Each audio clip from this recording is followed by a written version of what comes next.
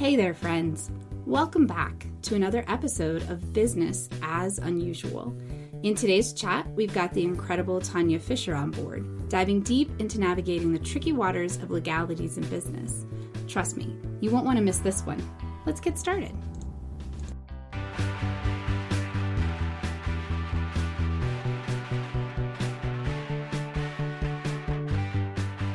Business as Unusual is a thought-provoking podcast that explores the innovative strategies, disruptive ideas, and unconventional practices driving successful leaders and companies in the ever-evolving world of modern business.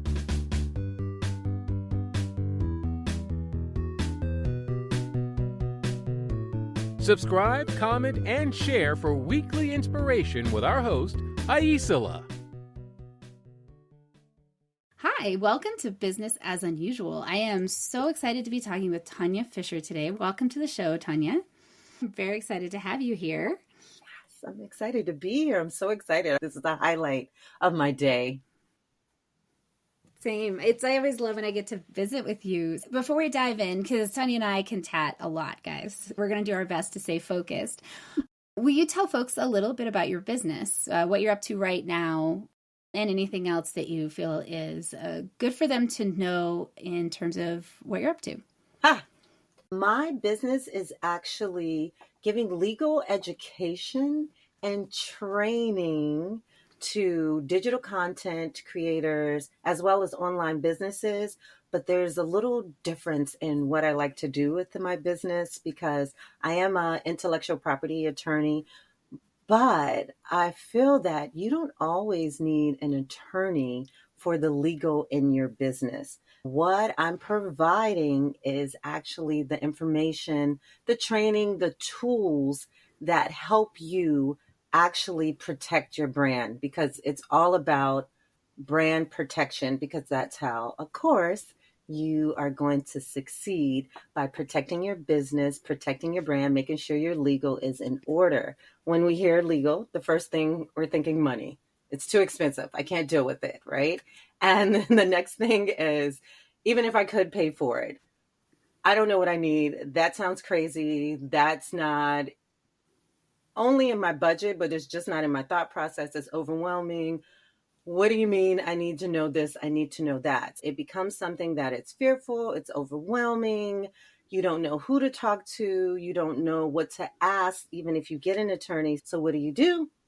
You tend to not pay attention to your legal, or you ignore it, or you let it slide and things happen. What I do is I come in and I'm like, yes, you do need an attorney, but what you need from an attorney is actually the information, the resources. You may not necessarily need the direct one-on-one consultation, because if anything, you know your business better than I do. You know your business better than any attorney. What I'm telling you is how to do the things you do in your business, but make sure that you are complying with whatever legal consideration that is there. Think of legal as a tool, as a team member, actually. So my entire business is just having that option, and a little bit more than just having like templates and resources, but actually a little bit of ongoing support. You wouldn't necessarily come to me for direct consultation. You're going to come to me to say, hey, this is what's going on in my business. What do I need? What tools do I need? What training? Let's talk it out instead of giving me the consulting. So that's what I'm up to. I love that distinction. I feel like as a operations support and strategy support person for different consultants and businesses and business owners, that is a niche that I feel is honestly developing, similar to legal. Marketing is another one, branding, where people know they need to get the word out, right? Like they're aware. If you want people to know what you're doing, you have to tell people. Yes. And it's a huge umbrella. And people confuse branding with marketing, with ad campaigns, and each of them is very distinct. And the kinds of things that you're attempting to do, and I work with marketing and branding professionals, so I'm really in it now. But a year ago, 2 years ago, if you'd asked me, I'd have been like, yeah, it's all the same. Exactly. And so getting that education from someone and really getting a sense of, oh, actually what I need is an ad campaign Right. versus, no, I really need to work on my brand as a whole. And then you can get a better sense of who to hire and what to expect from that process. It's kind of the same thing as when you're working on your house. I see it like, are you Mhm. doing a remodel? Do you need a handy person? Do you need someone to come in who understands load bearing walls and how to manage that? And it sounds to me, if I come to you, you're going to help me determine, do I need a handy person? Do I need a full construction crew? Do I need to go find Exactly. someone who can get me permits in the, you know, in the realm of the legal side of things? My analogy might confuse people. She doesn't do construction that I know of, although she has many skills. But the perfect analogy, because it is the foundations. And people, when they're doing business, they separate the legal from the foundation. But your business is just one of the parts of your foundations. When you start your business, people are thinking about the structures of their business. Like if you're a sole proprietorship, if you're LLC, if you're going to be a corporation, that's legal. But what is that really? That's just determining your business's way of doing business, how you're going to be categorized, and how you're going to be protected, right? Particularly, and I love that you brought up with marketing and promotions and advertising and things too, because it's the things that we don't think about, even in your social everyday operations. If you're posting on social, you need to know, okay, how am I talking about my sponsorships? Okay, so that's legal, but that's an everyday business thing, right? That's your advertising and promotions. My testimonials that I'm putting up. Am I saying all of the things that I'm doing in a manner that is truthful to all or understandable so they don't think I'm doing something else or whatever? It's the way that you do your payment terms, okay? And this is any business, it doesn't matter, but we tend to separate thinking that's our business operation, that's a business matter, and it's not a legal matter. And that's what I want to get people to understand. Don't think of legal as something fearful or just something overbearing or burdensome. It's the things that you do every day with your payment terms. You let everybody know what they're paying, when they're paying, what they're paying for, what happens if they're not getting what they want, making sure there are no misunderstandings. It's your everyday operation is just making sure that things go seamlessly and smoothly. So I think if that's taken out of it and people really understand more or less what they need, because here's another thing, you're like, oh, I'm in business. Well, if I'm an online coach, I'm going to need this contract. You're not going to need a sponsorship contract at that point unless you're doing sponsorships, okay? Yes, you need website policies and things like that, coaching agreements, but there's so many things out there that you're seeing that people are selling bundles for that you don't need, okay? But you need to know what your business is doing and hey, what are the tools? Think of the legal as your tool. What tool do I need that'll help me give my customers, my clients, the extraordinarily amazing brand experience that I want to give them? And that's what you do in your business. You just make sure that you're doing it that's fair to you and your community and your customers and clients. Right. Well, and I do feel like my experience of business and legal over the years is, for example, I ran nonprofits for a long time. And I learned in that experience that there are some things that are not intuitive that are also legally required. And it's not just common sense. To a certain extent, there is, of course, the reasonable person test. If a reasonable person would consider this to be okay, you don't have to know the full scope of the law. Right. And there's little things that are a good example is probably like, political issues. A nonprofit can engage in political issues. They cannot engage in candidate endorsements. So they can talk about policy issues that affect the work that they're doing. Yeah. However, if you say, we really believe in this policy in this district in this way, and that happens to align with a particular candidate in a way that might be perceived to be an endorsement, Mm-hmm. that can be considered to be a concern. However, you're only going to get in trouble if someone reports you. So lots of people do things without really realizing they've skirted that line.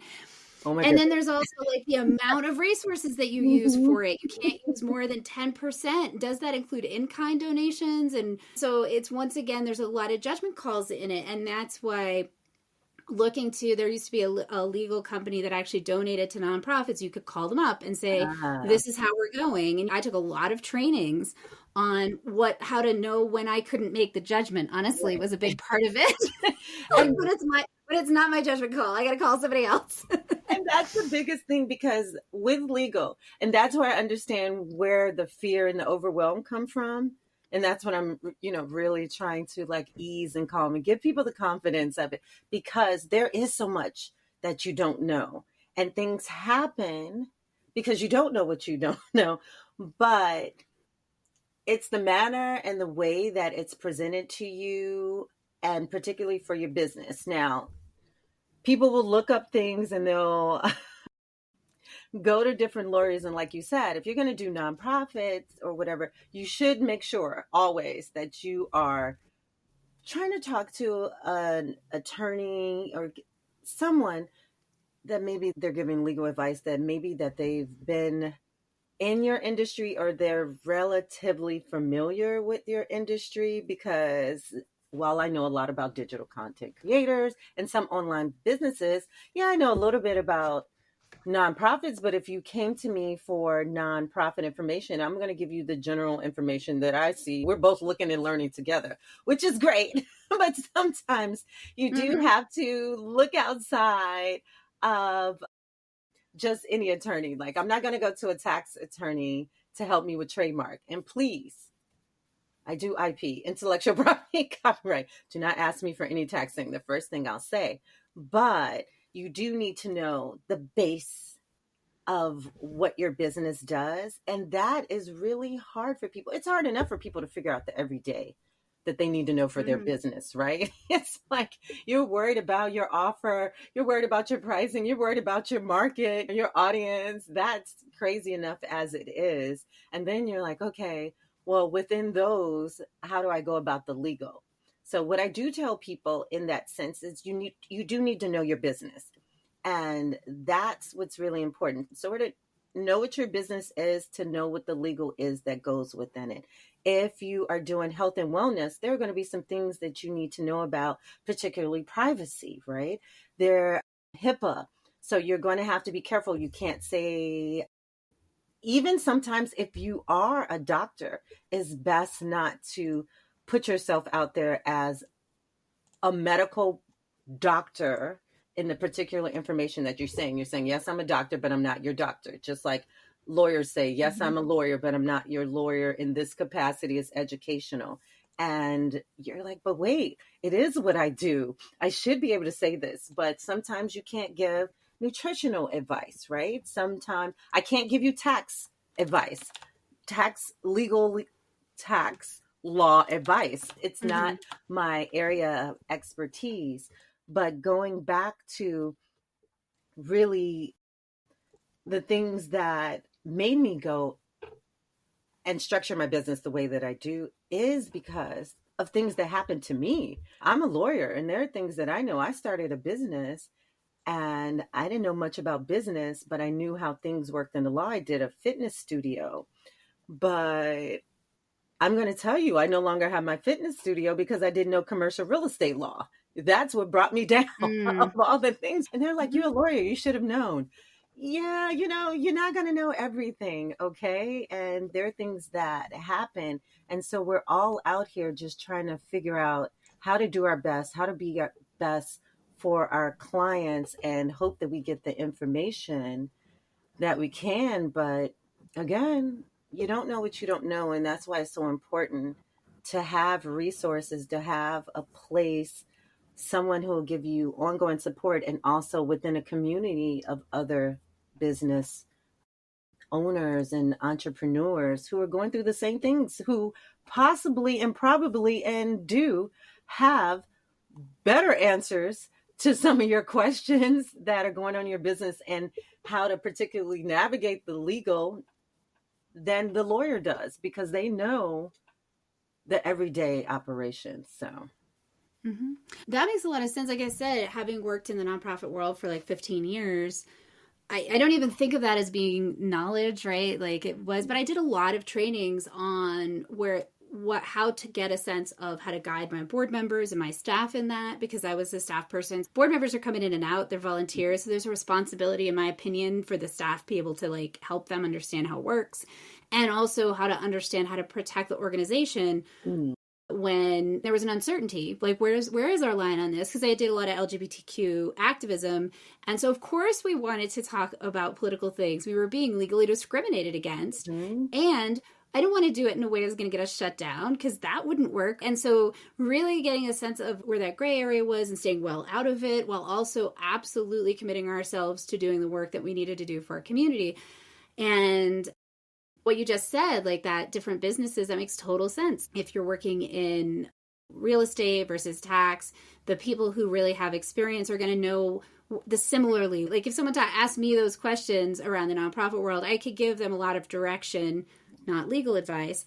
And that's one of the things I actually really love. I feel like there's a lot of specialization, and I think that's neat. People get to shine in what they're most capable at and most excited about. However, it does mean that there's this space, what you talked about at the beginning, between knowing we need a service and actually understanding what service or what aspect of that service we need. And I don't feel like I've seen, it's one of the things that really inspired. Obviously, I also think you're a delightful human, but what inspired me to want to bring you on the show is that it seems like a unique niche, that there aren't a lot of people doing not legal education, but education about how to understand what sort of legal support you need. I haven't seen that as a service, but I really feel like it's a great idea. And that's from talking to people that you're trying to help out, and you start to find out that you're like, okay, you just need information, and not so much in a DIY sense or Google, but you need to have a space where you can really ask questions. And again, not be so worried about, okay, how much is this going to cost me? What if I have another question? Because a lot of times you'll go into a law office or you'll talk to an attorney, and it's $300 or more an hour. So you're trying to get in everything you need, but you feel like there's just this one question. And you'll go in with the one question and you still leave out not knowing what you wanted to know. You'll have some legal information about that. But overall, that's just one aspect of your business. And so what I really think that would really help businesses and entrepreneurs is if we open up that legal education. Not to say, oh, if you come to me and I talk to you, that you're going to feel like you've been in law school. No one wants to be bored with legal. If you wanted to be a lawyer, you wanted to know the law, you would go to law school. But you just want to generally know if the way that I'm conducting business, that I'm doing things in the best manner for myself, the best interest of myself, the best interest of my business. And I don't need a whole legal encyclopedia of it, and I don't want to pay a lot of money, and I just want to talk it out. And that's one of the biggest things I want to emphasize really quick, is because if we just talk to each other and we talk it out, you'll find out it's not so scary. Everybody goes through this, and maybe you're already doing what you need to know. But the way that we're taught as lawyers, you're coming in, somebody comes in, consult, you give them the law, you tell them what things are to be done. And even now, I'll tell you the shift that's been going on, and you'll see a lot of that. I also want people to be a little cautious of. But before the old process, we knew we started a business, we're going to have a collaboration with someone, right? You just go to a lawyer, you tell them, I need a contract. You sit with the lawyer, they write up a contract for you, right? That's it. You go on. Maybe they'll explain to you what the terms are in the contract, maybe not. You just went to get a contract because you needed one, right? They tell you you need a contract, you get a contract. So then the next thing, what happened, and I don't know if you've seen a lot of this, but now everyone is selling contracts. So this is scary to me. And that's why I started really saying, okay, wait. We need to be educated, because now you can go on and you can get for $500, which everyone prices their contracts differently, but you could just go online besides downloading something for free, but you can get a lawyer drafted contract or something for $200 to $500, but still, and they'll tell you what to fill in the blanks. But yeah, I know where to put my name, my address, how much it's going to cost, the services I'm going to give. But really, can I explain that to the other party, the other person, the person I'm collaborating with? So say you have a podcast, right? So I'm giving my guest a podcast agreement. And I'm like, here's what this says. You could do this and that. Let's put our names in. Do you really know what that means? Can you explain to them if something happens, why they can't have the recording or so, or why you edited the recording a certain way? No, because you just put in a contract. I don't care if you didn't get it just off the internet, you paid for it. You don't have that ability to understand how you're really protecting your business, what it really means to protect your business.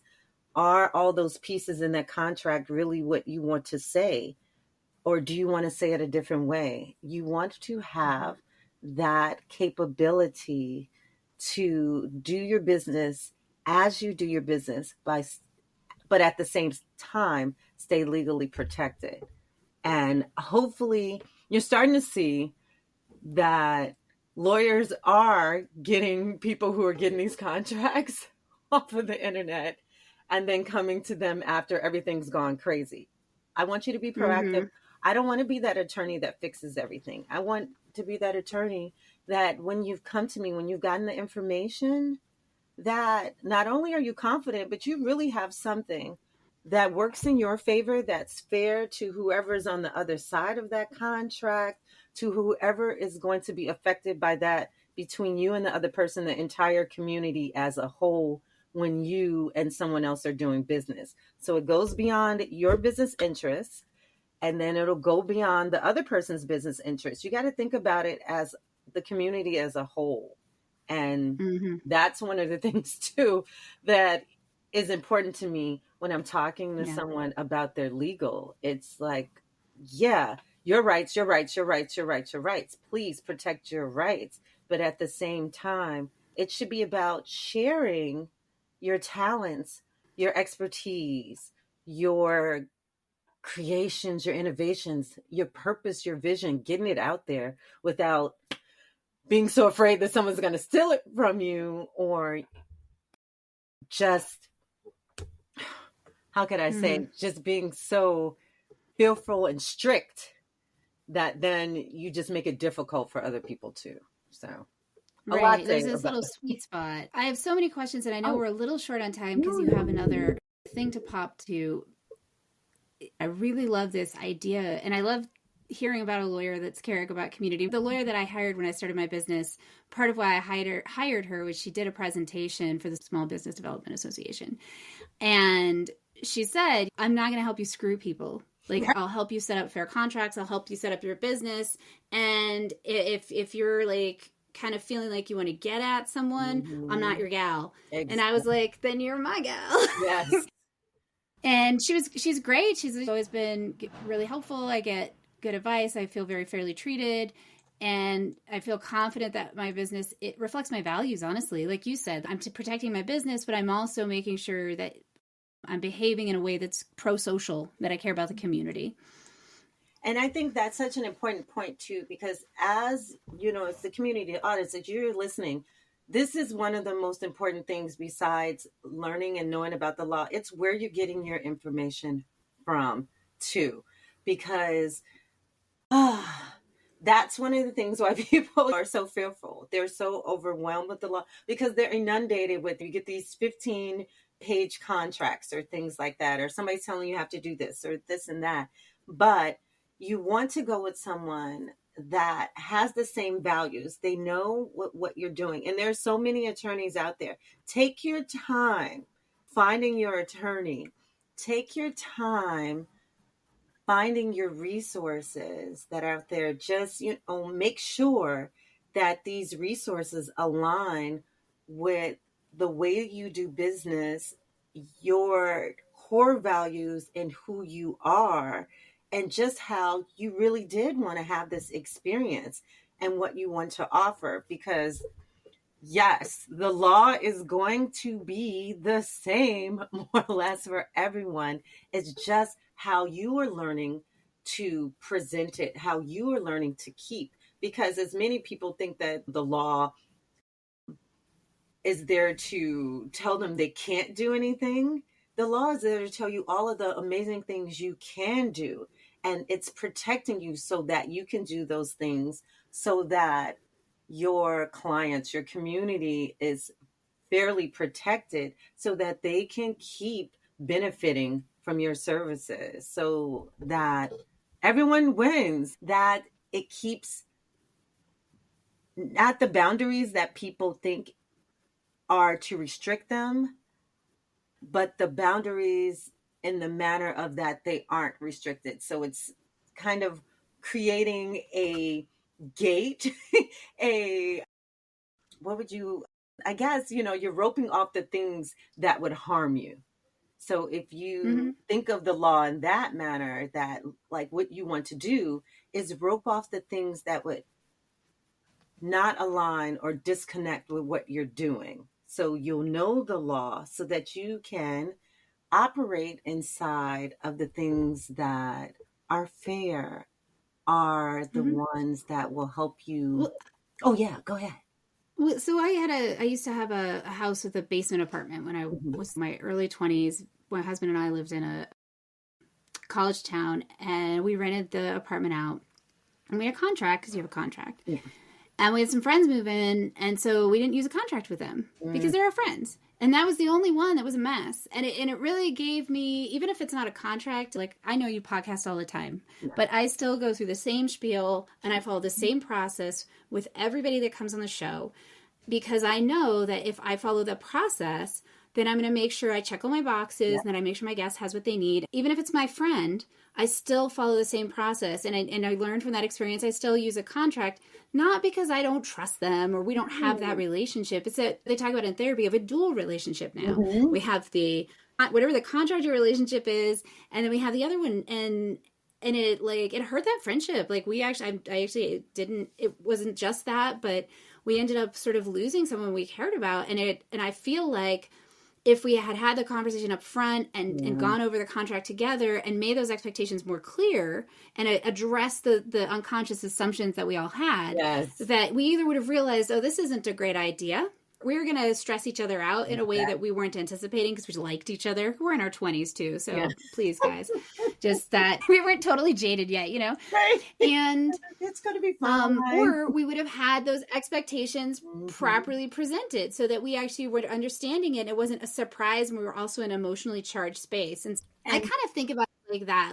And sometimes the law is like, really, you're like, really, that's the rule? Okay. And at the same time, if you both know it and you're both aware of it, then it doesn't show up at a time when it feels like a problem, I guess. And you hit it right there, because that's the thing that I want people to understand. Don't be afraid of law. It really does. We say these words about safeguard, protect, and they feel very restrictive, but it just helps things keep you happy. It's one of the things I always like. If you legal protection is a form of self-care. I say that all the time, because like you were saying, you were stressed, you lose friendships because it's taking that sense of assumption out. We're putting everything out here so that, hey, we're being proactive.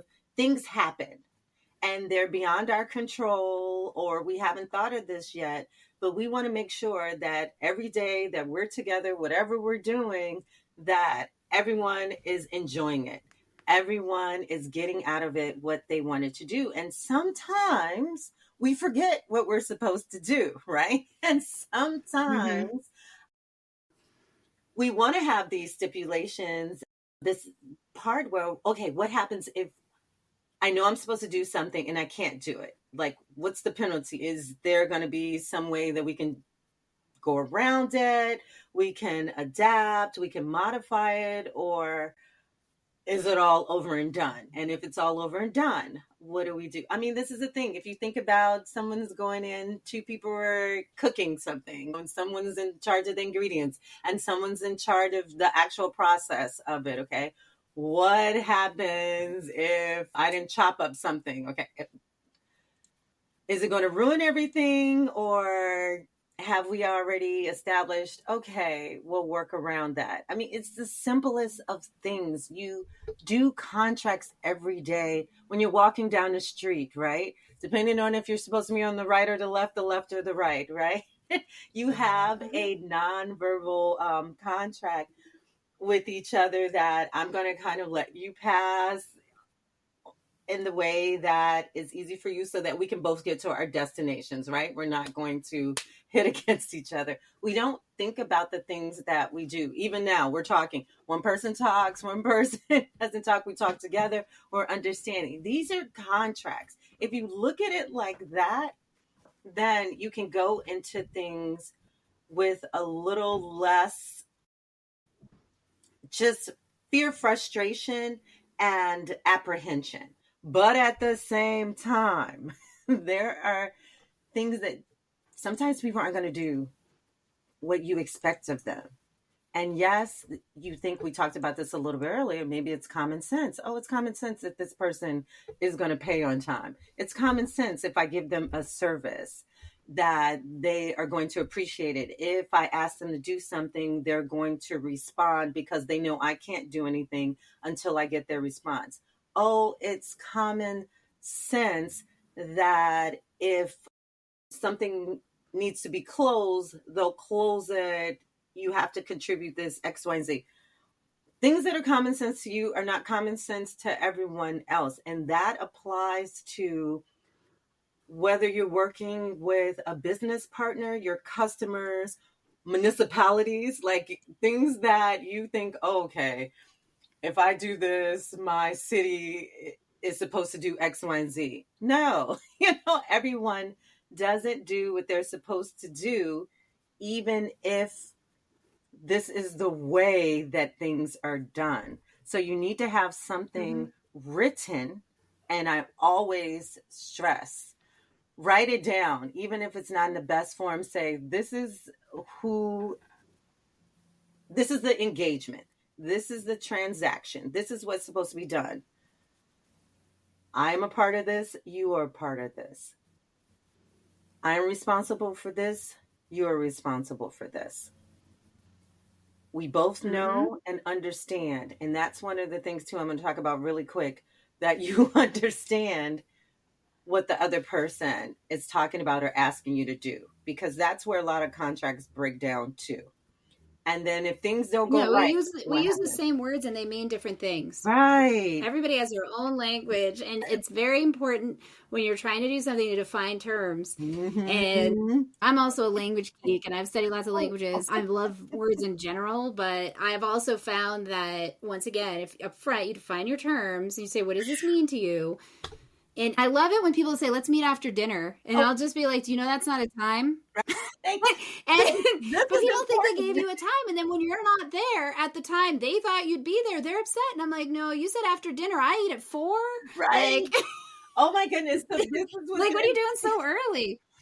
This is everything that you're saying, because that's how really approach your contracts like that. You have to define the terms. First, you got to know what you want and what you're trying to convey at the same time, right? Before you ask someone to do their part. And that's why I'm saying, for people with their businesses, know your business, know what you're trying to offer the other person, and then what you're asking for them in return for what you're giving them. This gets a very legalese. But if you are asking someone, hey, I want you to meet me, like you say, after dinner or after work, you're like, okay, what does that mean? When, where, after work? I work from home. Like, do I ever stop working or something like that? What time is it? When is that? Place, and someone once told me for marketing that if you're in general, in different kinds of branding, when you talk about things, try to draw them. Now, I'm not a drawer by any means, and if you can't draw it, if it's not concrete, then it's conceptual. And that means that it's being made up and it's everybody's concept of it. And I think legally, that's another, maybe like if you're making an agreement with someone, even if you're not signing an agreement, sit down and look at, are these things I could draw? I can draw the time, I guess. It's not a great analogy, but it's more concrete if I say 7:00 versus after dinner. And really look for that time bound or that physicality so that you know you're actually using terms that you can both actually relate to, as opposed to concepts, which are a little bit murkier. And sometimes you have to use a concept, but be clear when you're doing that to avoid the miscommunications and misunderstandings that can lead to real trauma between people that actually like each other and want to work together. Right. Because if you don't basically define the terms and say, you can't execute it, like I can't do the thing, because if we're supposed to meet after work, we can't meet together. We're not going to meet together if after work is 4 for you and after work is 6 for me.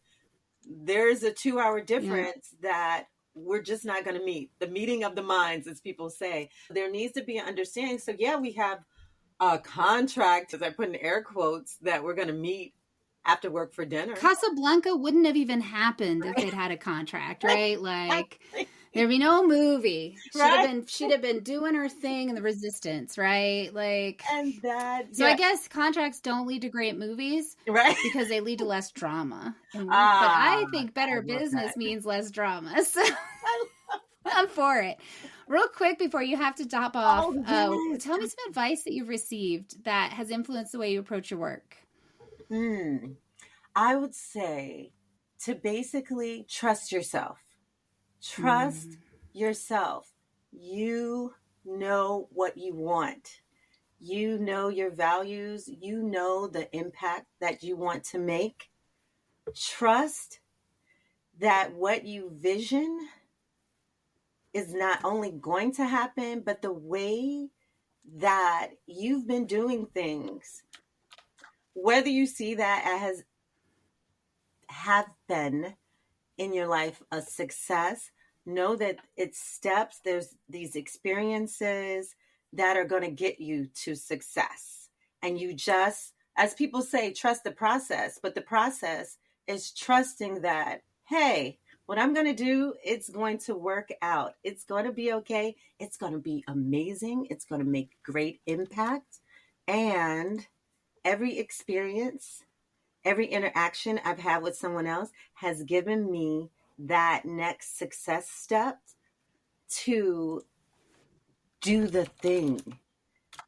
And then you go out and you get a little bit more of insight from other people. But the first thing you have to do is trust that, hey, you got a great idea, you got a great thought process, you got a great purpose and vision.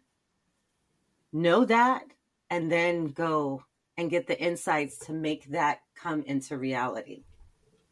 That's good advice. I think that applies in so many areas. Yeah. And for folks that are listening, how do they learn more, follow you, get in touch, take one of your education classes, sign up for a consultation?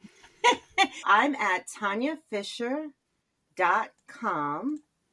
And that'll give you all of the information. I want you to join my newsletter, get the weekly tips. You'll hear a lot with legal, as well as we do talk about your everyday business, what's going on in your life, because you are you. Your business is a part of you. You are not a part of your business, right? So ToniaFisher.com. I'm on LinkedIn, linkedin.com/Tonia Fisher. You can also find me on Instagram at Fisher IP Law. And I have a lot of fun things coming up because I love to make the law not only accessible, understandable, digestible, but interesting and engaging, but also fun. But what I do when I help you with the law is also to help you have the confidence in what you do and be able to trust yourself, as well as make extraordinarily amazing impact on your communities. Thank you. I so appreciate you taking the time to talk with us today. Oh, I enjoyed it. I always love talking to you. Like I could talk to you for days outside of legal. I know it's just illegal. I talk about community. Legal is so important, and putting the community in your legal, in your business, and making it part of your values, that's how you succeed. And you are one that always not preaches, teaches, shows as an example of how to really have the values, stay with your values, but also really be concerned and effective to your community. And that, to me, you're so outstanding that it's just a pleasure knowing you. And so this has been just an honor to be on your show. Thank you. I really appreciate that. It's an honor. And I definitely have enjoyed getting to know you and being in community with you. So thank you. That's going to stick with me for a while. Appreciate that. Well, it is all the truth. It is all the truth. Thank you. Well, thanks everybody for listening, and I'll see you next week.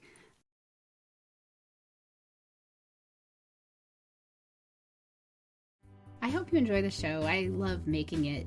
If you did enjoy it, consider hopping over to the review portion of the platform you listen on and letting other people know about it.